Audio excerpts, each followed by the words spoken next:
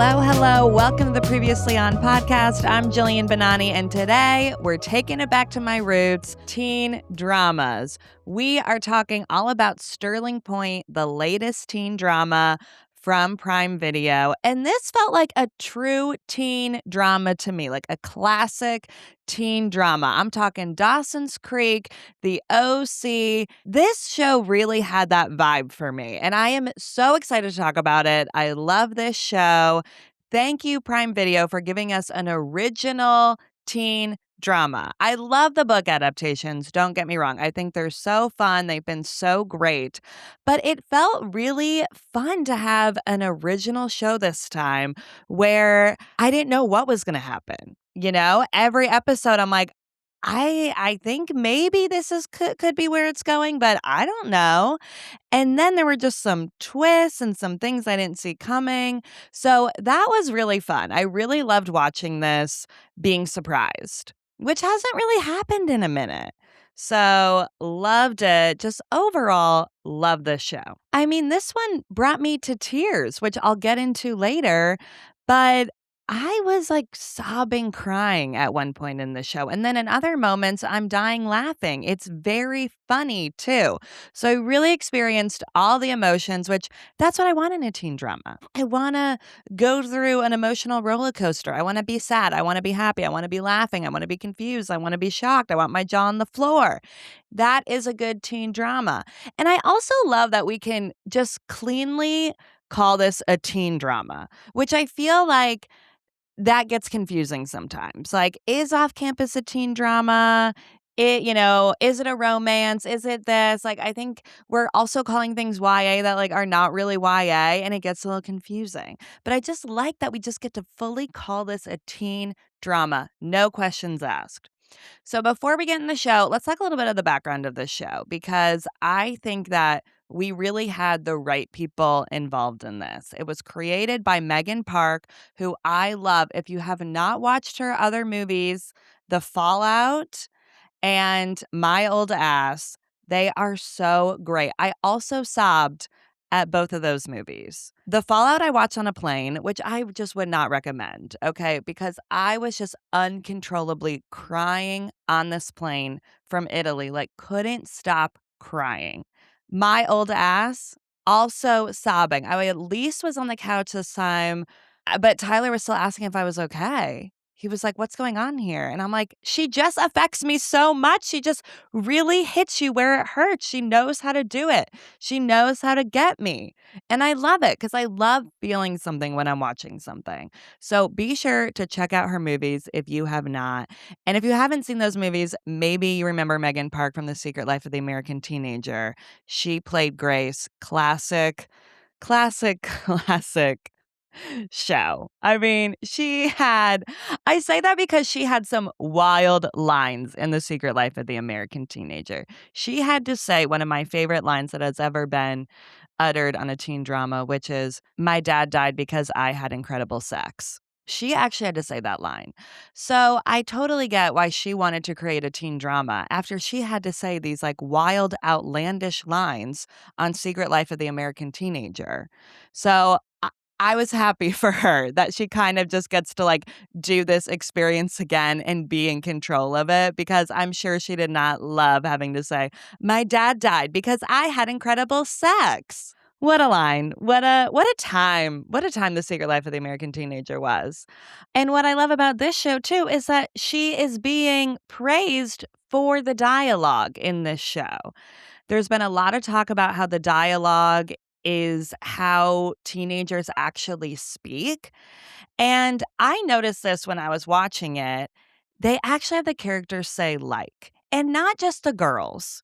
You know, they have even Ellis says like a lot. The guy characters say like in their speech a lot. And you can tell these characters are in the moment, like trying to figure out what to say. Obviously, it's not like it's all improvised or anything like that, but it's just written in that way where you can tell they're kind of confused, like they're trying to get it out and they're using a lot of filler words in there. And I think that's why it feels so realistic. And I don't think it's just realistic to the way that teenagers talk. I think it's realistic to just how people in life speak. We all say like. It's okay to put it in a script. It's okay to have your characters say that. That is how we speak. And using those filler words and like trying to have these characters figure it out, it just feels so realistic. So I think that's something that people are really resonating with this show too. And I think I noticed with this show, these characters are just so great and they're not stereotypical characters. Let's take Annie, for example. Like, she's our main character. She comes off kind of controlling in the beginning and she has everything planned out. And she's like this leader personality taking care of her brother and her dad. But her entire personality is not that in this show. She's a lot of things in this show. She is funny. She can be fun at times. Like, she's just such a well-rounded character. I love that these characters don't necessarily stick to their stereotypes. So we do have Annie still speaking like a normal teenager, even though she's supposed to be this very smart, accomplished teenager. And I think a lot of times in other shows, if you are the smart one, you are speaking in this like crazy way. And I like that in this show, she just kind of speaks normal because even if you're a smart teenager, you're probably still speaking how other teenagers speak. It's just how it is. You're not using big, crazy words. No one's doing that. I mean, my brother is a literal rocket scientist, and speaks similar to me. Maybe not similar to me, but, he speaks how people speak. And then this show is also executive produced by Josh Schwartz and Stephanie Savage, who did The OC and Gossip Girl. They know what they're doing. They've done a lot of our favorite teen dramas. And I feel like there are a lot of nods in this show to like The OC or Gossip Girl because it has a lot of these classic teen drama plot lines. I mean, we're talking about family secrets. We get a love triangle. We don't know whose siblings are who's the father here. Like, there are kind of a lot of these very like classic teen drama storylines, but the way that this show does it is a little bit more elevated. It's not making fun of it, and it's more diving into these storylines and giving them the time that they deserve and having the characters really be affected by these storylines instead of just like, oh, I don't know who my dad is. Oh, well, whatever. We're moving on. We got another storyline we got to do this week. So now we just forget about this one. No, it's like there's reasoning behind everything. It's not just to shock you for shock value's sake. So I was very hyped up about this show because I love these people involved. I love all their work. And I was very excited about this. If you listen to this pod, I've been talking about this show for a bit. I've been very excited, telling everybody to watch it. So I'm so happy it lived up to the hype. It did it, you get a little nervous. And I feel like even as I was watching, it took me a little bit to get into it because I think there's so much backstory with this one that it kind of like took me a minute to really settle in with these characters and whatnot. And then we started getting cliffhangers and all this stuff happening. And then I got really hooked. Like, I still liked the beginning. I wasn't just like super hooked, like, oh, I need to know what's going to happen next. But then we really did get there. And whew, a lot happened in this season 1. So let me give you guys a quick recap. If you have not watched this show, go watch it and then come back and listen because I'm going to get into everything that happened here and even bring it up in the recap. Because if you binged it and kind of forgot, I want you to remember. So here's a quick recap of season 1, Sterling Point. Here we go. Sterling Point follows Annie and her twin brother Connor, 2 teenagers who find out their estranged grandfather has died and left them his island in Canada. Annie heads to Sterling Point after her carefully planned summer falls apart when she doesn't get into the Wharton School summer program. Once Annie gets to Sterling Point, she meets Ellis, Oona, and Sully, but things get complicated almost immediately when Ramona shows up claiming that she's their grandfather's granddaughter, too. Whew, things are heating up. Eventually, they learn that Ramona is actually the biological daughter of Goldie, and they could tell that right away because she looks exactly like her. Goldie is Annie and Connor's late adoptive mother. Even more shocking, Goldie didn't die from cancer like Annie and Connor had always believed. She died after giving birth to Ramona. Goldie had also been involved with Ellis's dad, Joe, which initially makes it look like Joe is Ramona's father, which is what everyone assumed. But the final twist is that Stephen, Annie and Connor's adoptive dad, is actually Ramona's biological father. That was a twist of all twists for me, which we will get into. Outside of the family drama, Annie and Ramona also have a lot of personal stuff going on this summer. Annie gets caught between Rory and Ellis, but ultimately seems to realize that her connection with Ellis is the one that she wants. But we kind of, we leave things open with Rory, so we'll see. Ramona also grows close to Oona, but the relationship falls apart when Oona assumes Ramona is eventually going to leave Sterling Point anyway. So basically, Annie goes to Canada expecting an island, but she gets a sister, many family scandals, a love triangle, an identity crisis, and just an entirely new life. So that's what I call a teen drama, people. That's how you do it. I mean, if you're just reading this recap, this show sounds completely wild and bonkers. I was explaining the plot to Tyler, and he thought, God, this show sounds crazy. It must be so crazy. But that's what this show does, is that it makes these what seem like crazy, shocking plot lines, they make it more human. I think that this is something we haven't really seen before, and I love it. I feel like it's just such a twist on the traditional teen drama, and I feel like we're just evolving this genre. We evolved it when The Summer I Turned Pretty came out and with a lot of these book adaptations, and I feel like we're evolving it again with this show and how they handled these storylines and just made everything feel very human, very sincere. They took it seriously. They're not just throwing it to shock you. And I loved it. So, in honor of that, the top 5 for this episode is top 5 classic teen drama soapy moments turned sincere. So, number 5 goes to Annie finds letters from her grandfather that her dad has been keeping from her. I mean, finding letters that someone is hiding is just a classic teen drama trope. I love it. And she finds out that her dad is just overall keeping secrets from her, which really leads her to just start questioning everything she's been told. She was told that her grandfather, Gordon, who she never really met, is a bad guy. So that is what she's thought her whole life. She finds these letters, she's reading them, and she's like, this guy seems so sweet. He's wishing me a happy birthday. He's sending these sweet birthday cards, writing amazing messages in them, and then leaves her this final letter before he dies. So Annie now is like, okay, I don't think I can trust my dad at this point. He seems to be giving me really false information. And I love that this just causes her to be like, I got to go find answers. I got to go figure this out for myself because I know my dad is not going to tell me the truth.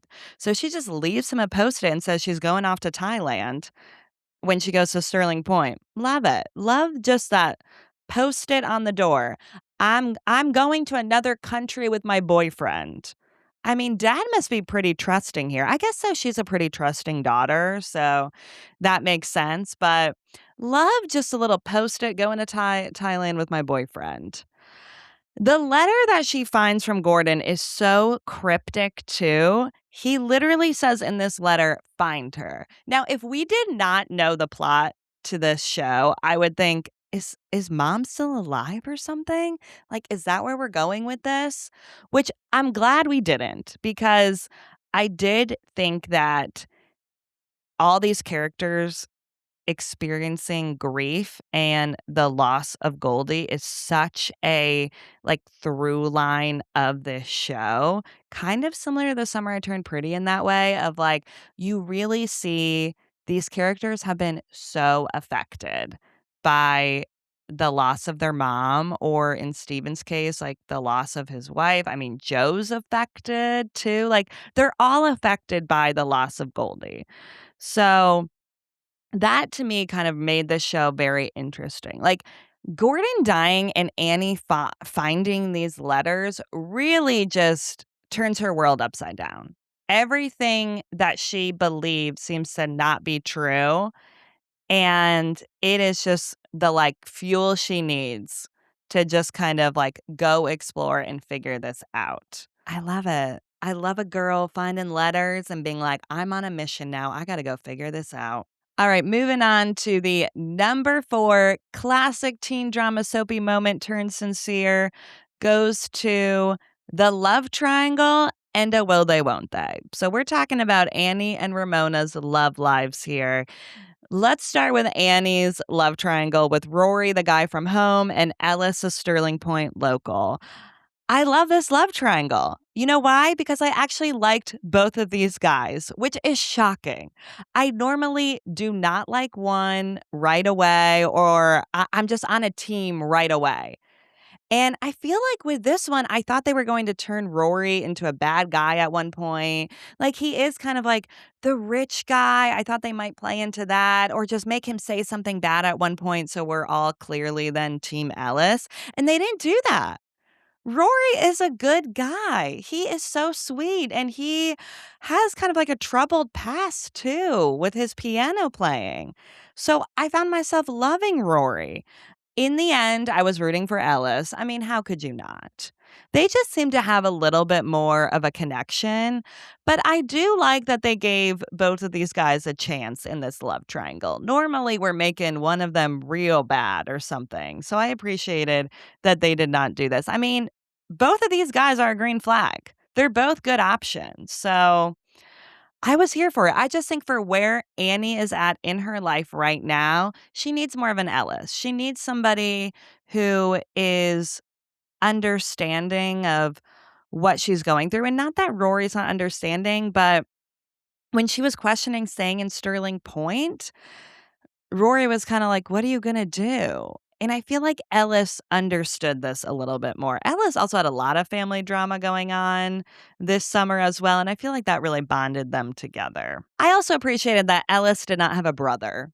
You know, we've been getting a lot of love triangles with brothers lately. And I love that that was not the case in this one. I just need a little bit of a break from it. I love a love triangle with brothers typically. I think it's fun, but it was nice to just have a little bit of a break. I mean, it normally, if they were trying to do the brother thing, it's like obviously Ellis would have a brother, and thank God he did not. Thank you for that. Thank you, Megan Park. We needed a little bit of a break. All right, now let's get to Ramona and Oona. This was a great will they won't they. I was loving this. I mean, from the moment we see them on the screen, I'm like, oh, there's a clear connection here. Like, what is going on with these two? Are they just friends? Did something happen? What's going on? And I love that we got to see them go from friends to more. It was great. I found myself really rooting for them because you could tell they have just such a deep connection too, and that they both really care about each other. So I feel like with them, you're really rooting for them of like, come on guys, you're not just friends here. It's quite clear. Let's explore this. So I'm really rooting for them. I know it didn't end on the best terms with the two of them, but I'd love to see them figure it out because I do think they're good for each other.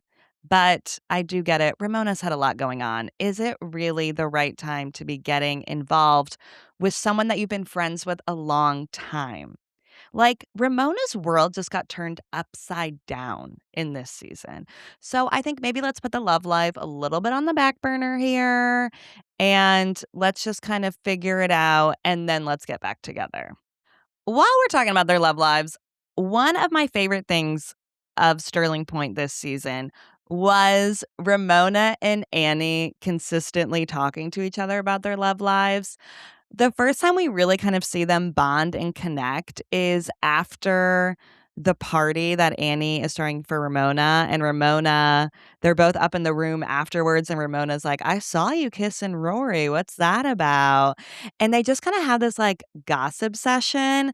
And then Ramona starts talking about how there was like a moment with Una and that they might have kissed. Like they were kind of leaning in. And this was just so fun because it really felt like you were in on the gossip with them. And it's just classic girls talking to each other about what happened at the party and who almost kissed who. And I can't believe you did that. And good for you. And this, like, it was just so fun. It was such like girlhood, sisterhood. And I love that. And throughout this entire season, there were so many moments about them talking to each other about what they've got going on with their love lives and like comforting each other through it and being there for each other. And I loved it. And it's also the moment where Annie comes home after losing her virginity to Rory. Ramona and Annie have such a great talk here because Annie's kind of freaking out. She lost her virginity on a whim. I think Ramona's just telling her, like, it's okay to not have everything planned out. It's okay to lean into something that you want in the moment. And it is just such good advice. I feel like we all needed to hear that. And it's just such a great moment between the two of them. And I really loved it. And I also love that this show did a losing virginity storyline in such a different way than what we're used to seeing on teen dramas. A lot of times it's like, if you're the virgin, then you end up losing it. Like, it's always just such a like tired trope of like either girls on these shows are like having so much sex and labeled a slut, or they're a virgin and they want to like save themselves for marriage. And it's just like so stereotypical, kind of. And I just love that we got this losing a virginity storyline that was a little different and got to see it how I think it happens a lot of times on a whim. So I love that storyline. And I love that it brought the two of them closer together and just really showed how they're there for each other and how they're helping each other. So hats off to this show for giving us a virginity storyline in a fresh way. Thank you for that. Okay, number 3, classic teen drama soapy moment turned sincere goes to Joe and Steven throwing punches over Goldie 20 years later. Okay, this was pretty wild. So Steven accuses Joe of not even taking care of Ramona. He's like, you literally ruined all these people's lives and you're not even taking care of her. She doesn't even know that you're the dad. And then Steven also goes on to say how Sterling Point was a distraction for Goldie, and Joe comes back at him saying maybe New York was the biggest mistake of Goldie's life. And then Joe goes on to say that Steven showed up in the middle of the night in Sterling Point with a lawyer and took the kids. And Joe says that Goldie didn't even love Steven anymore anyways and wasn't sure if she ever did. And then Steven lunges and Joe just hits him. I mean, wow, there's a lot of just old wounds here.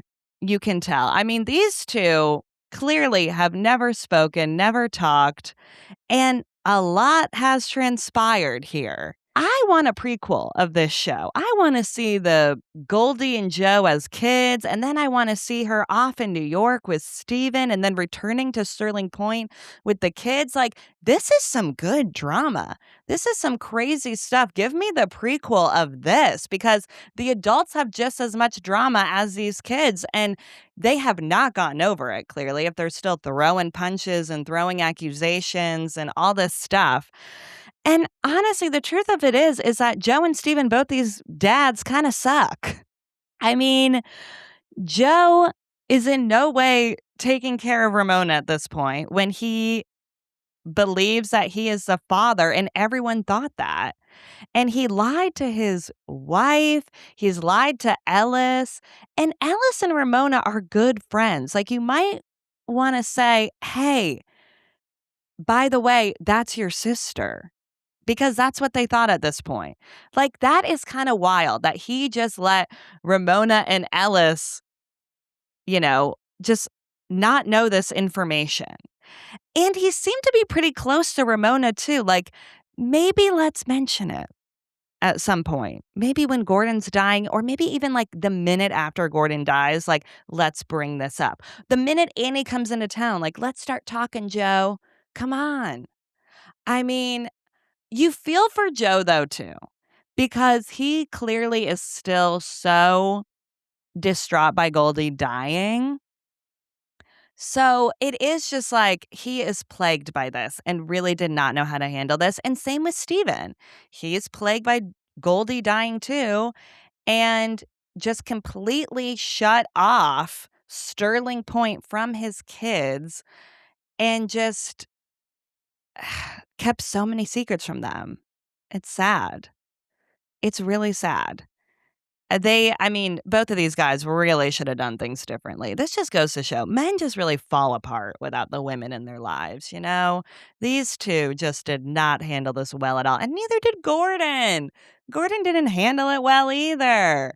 Everyone's just keeping secrets. Steven could have at least given the cards to the kids. Like, or told them about Sterling Point, like something. But he's so distraught that Goldie returned to Sterling Point. He's so worried his kids were going to run away there. And guess what? It happened anyway, Steven. You know? Happened anyways. But I love a bad dad in a teen drama. And again, this is not like stereotypical bad dad. There is reasoning behind all the decisions that both of these dads made. And you feel for them. You understand where they were coming from. And they were both just scared ultimately. And I love that it's just not like they're assholes to be assholes, you know? Because sometimes it's just like, I don't understand what's motivating this dad to be so bad, but you understand it in this one. And you kind of feel for them, especially Joe. Jeffrey Dean Morgan, Denny Duquette, we're going to feel for him every time. And he did such a good job of playing Joe.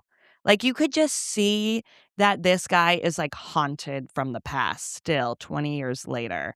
And it was kind of eerie. He did a great job. I loved it. All right, number 2, classic teen drama, soapy moment turned sincere. I have 2 for number 2. So 2A goes to Joe reveals to Annie that Goldie died giving birth to Ramona.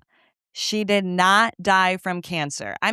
What a moment this was. This was the dramatic cliffhanger I was waiting for with this show. This was so good. We have Annie and Joe alone together on the docks. Joe reveals this information that Goldie died giving birth to Ramona. And Annie asks, "How do you know?" And Joe says, "Because I was there." Cut to black, roll credits. That is how you end a teen drama episode. That was so good. I was like, he was there. We all kind of suspected that Joe might be the father. At least I was. I was kind of like, Jeffrey Dean Morgan isn't just like playing this marina owner dad guy. Like, he's definitely involved in this story. And then when we find out that he was on that tape, you're like, okay, Joe and Goldie had a relationship. There has to be more to this. So you kind of suspect he must be Ramona's father. But the "I was there" is just so good. I loved it so much. And then my 2B, all right, so that was 2A. 2B, classic teen drama soapy moment turned sincere, goes to Denise revealing in front of everyone that Joe is Ramona's father. Denise, what are you doing? This was so messy. Denise just really had to reveal the information. I can't think of, this would have been better coming from anybody else. But Denise, does she even know Ramona? Denise is like outside in this circle here. Like, it would have been better for anybody else to reveal this information than Denise, but she takes it upon herself. I don't know if she had a couple Chardonnays by the pool before this or what, but she was feeling like she had to reveal this information. And it is just such a kind of like classic teen drama. It's all being revealed here. We're revealing in front of everyone.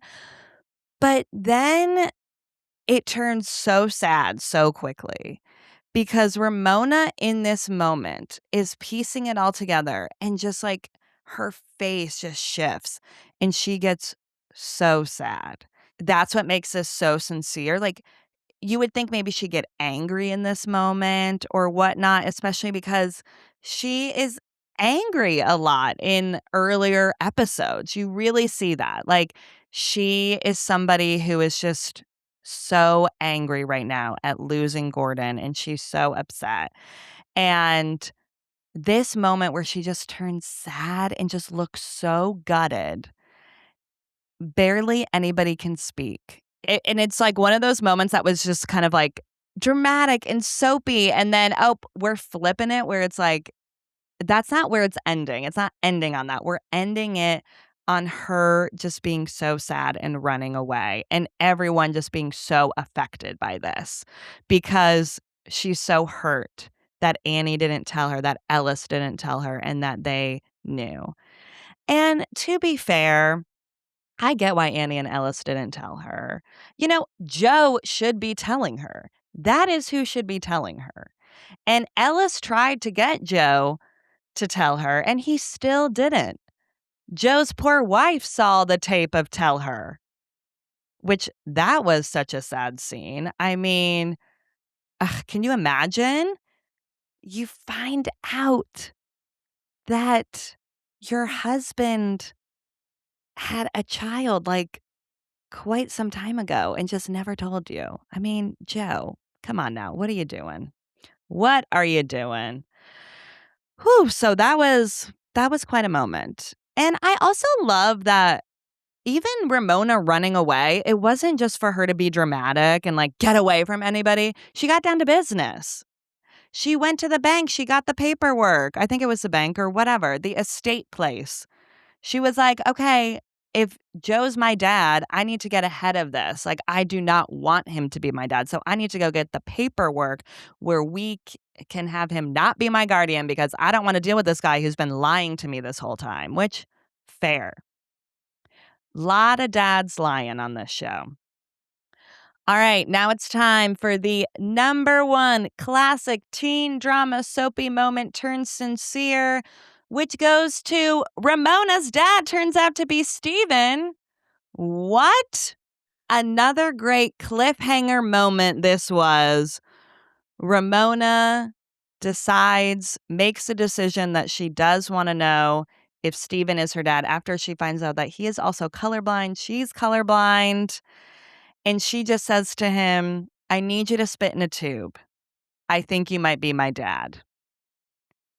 Epic episode ending. I loved it. And this really blows everything up. This was a twist of all twists to me. I did not see this coming because I thought it made sense for Joe to be Ramona's dad. You know, him and Goldie had that affair. They were in love. Like, to me, it just made sense of, okay, we're going to make Joe this bigger character on this show. So to me, this just flipped everything on its head. And I was truly, truly shocked, but I loved it because now things get even more complicated. They were complicated before, you know, Ramona and Annie and Connor not knowing about each other. So they find out that their mom had a daughter. That's just already quite complicated that they didn't know this before. And just even like all of Sterling Point that they didn't really know about. That's shocking information too. But now they find out, Annie and Connor find out that Ramona is their adopted mom and dad's biological child, which that also offers just a lot of complicated feelings. Like, what does that mean? And it's just so many complicated feelings. It's so interesting.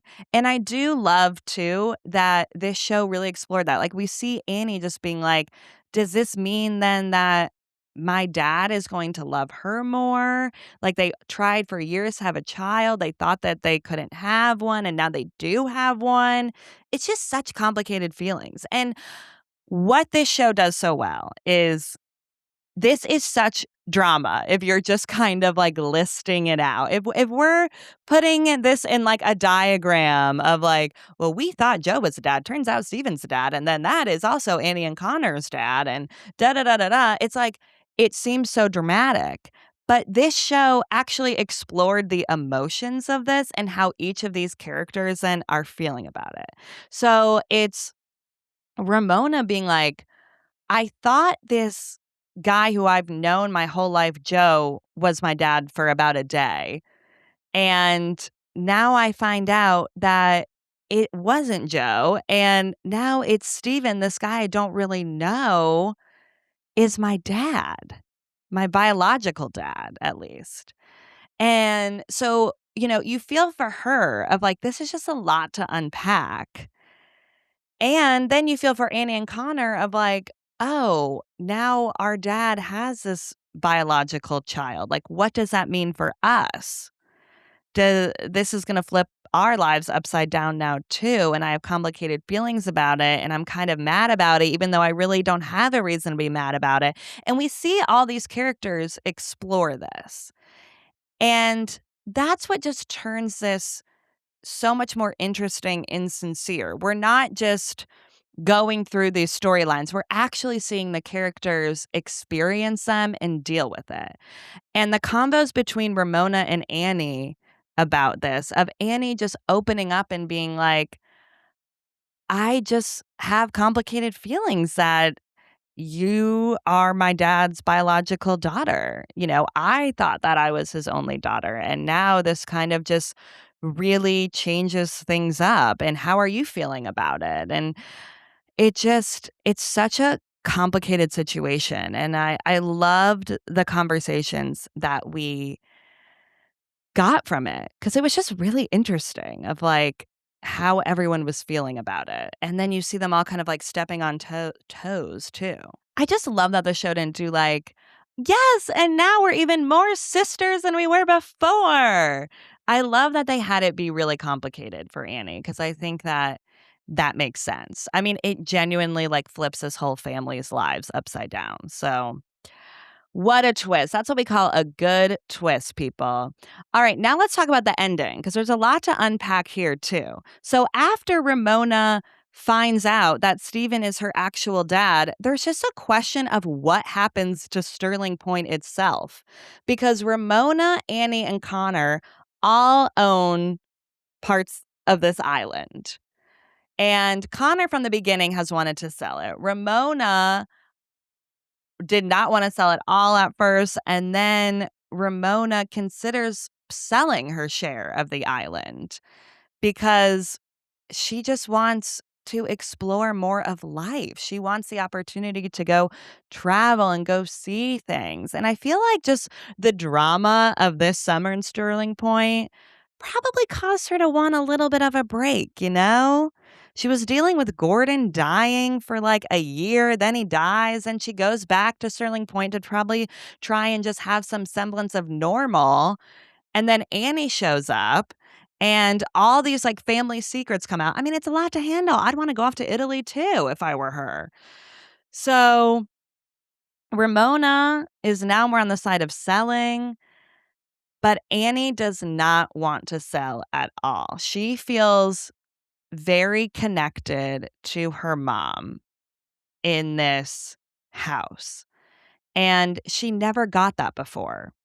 Her dad, Steven, seemed to not really talk about Goldie much to the kids, and that has caused a lot of damage to Annie. I mean, when we see that montage of her on that bed and, like, visualizing what her life would have been like if her mom had not died, I mean, that was the saddest thing to me.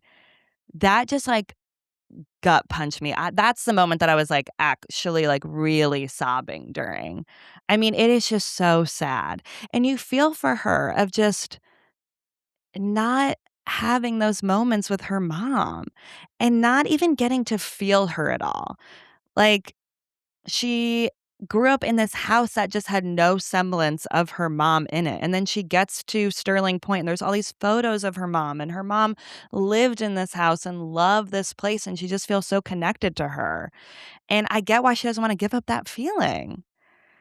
Because the story that Annie tells of her having her first period and just dealing with it on her own and going to the bodega to buying tampons by herself, that was so sad to me.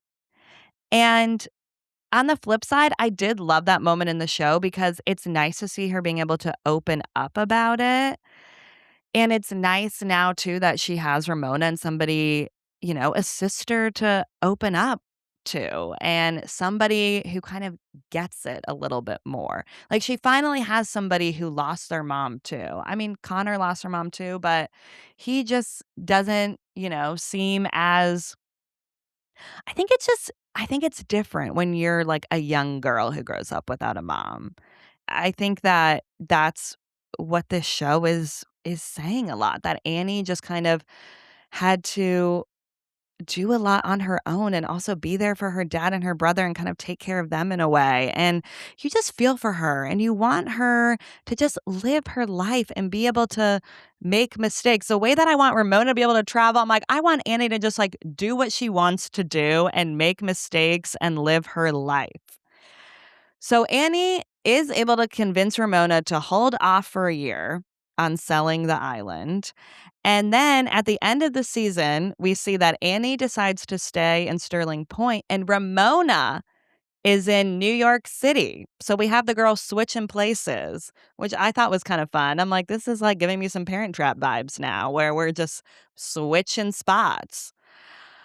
So I was happy for both of them because I think that's what they both wanted to do. I think that Ramona needed to get out of Sterling Point a little bit. I think it's good. She's in New York City. I feel like Ramona would kill it in New York City. In Brooklyn?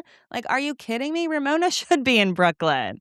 We want her to live that life a little bit. Also, like, spend some of Steven's money. Steven seems rich. That apartment, that was nice. So, Ramona, spend his money, get to know him, but spend his money as well. And then I'm happy that Annie stayed in Sterling Point like she wanted to. I think she felt very like called to that place. I think it's interesting. It feels so different from the Annie that we met at the beginning of this show, of her going through her very strict morning routine and not really doing anything out of the ordinary. I mean, she was going to go to the summer school for Wharton. That seems so boring. So I'm happy for her. I'm glad that she is getting out of her normal and exploring her past like even more. She clearly needed it. So I was happy we saw them both doing what they wanted to do. Good for you, girls. And then we have Connor, who secretly starts looking into his and Annie's biological family. And the finale reveals that their birth mother wants to meet him. Love it. I love that we're going to add now a birth mother into this, I hope at least. Like, give us some more unresolved family storylines. I love it. There's even more to this that we can explore. So, this show better be getting a season 2. It is not picked up yet. So, everyone keep watching it, rewatching it, because I need to know what happens. There was kind of a lot left out there. I need to go back to Sterling Point again because it is beautiful and Sterling Point's got some drama. I'm loving it. And I'm kind of like, where do we go from here? Is Ramona going to go back to Sterling Point? Is Annie going to go back to New York City? What's happening with this birth mother? What's happening with Joe and Ellis? There's a lot of questions here. And I feel like there's some more Sterling Point secrets that we haven't even gotten to. So I'm ready for it. So Prime Video, you better be picking this show up for a season 2. We need it. And I love that this show just felt different from other shows that we've gotten recently. I know everyone's like comparing it to Off Campus and being like, Sterling Point is better or Off Campus is better. We don't need to compare these shows, you guys. They are two completely different shows with like different tones. The characters are different ages. Like they are just very, very different. And I just don't think we need to compare them. We don't need to play that game because I like them both. And I want them both to succeed and do well and get more. So I'm not here to pick a favorite in this, like, we need to rank how we viewed all these shows. It's like, I just want these shows to keep on coming. So let's keep these good shows going, you know? All right. Well, I think we did it. That is Sterling Point. I'm sure I'm going to be talking more about this show because I loved it so much. I feel like I didn't talk enough about how great this cast is. So, real quick, let me just say this cast was amazing. Everyone was so talented. I thought they were so great. Ella Rubin, who was our lead as Annie, knocked it out of the park for me. I thought she was so great. I mean, everyone was just incredible. And they had to deliver funny lines, they had to deliver these emotions. And they just did such a good job. Knocked it out of the park. One other thing I need to talk about very quickly is Ellis and that move that he did of scooting Annie closer to him. That will go down in teen drama history. Okay. That was so good. That is what I want. That is a move. And there was a song from One Tree Hill. It's called The Rowing Song. And it played during that moment. And I was very excited about that. So, loved it, loved it, loved it. Need more of it. All right, now I really do need to wrap this up. Be sure to check back for more episodes. I'm covering the Shards right now. That's a weekly show, so I'll be covering that weekly. I'll be doing more episodes of Previously On this week. That's probably where I'll be talking about this show more. Who knows? I might be doing a whole nother episode. We'll see. More to come, you guys. So be sure to follow this podcast wherever you get your podcasts. Rate us 5 stars on Spotify and Apple. I would love that. It really does help. Be sure to subscribe and like our videos on YouTube. Buy our merch on Etsy. Thanks for listening.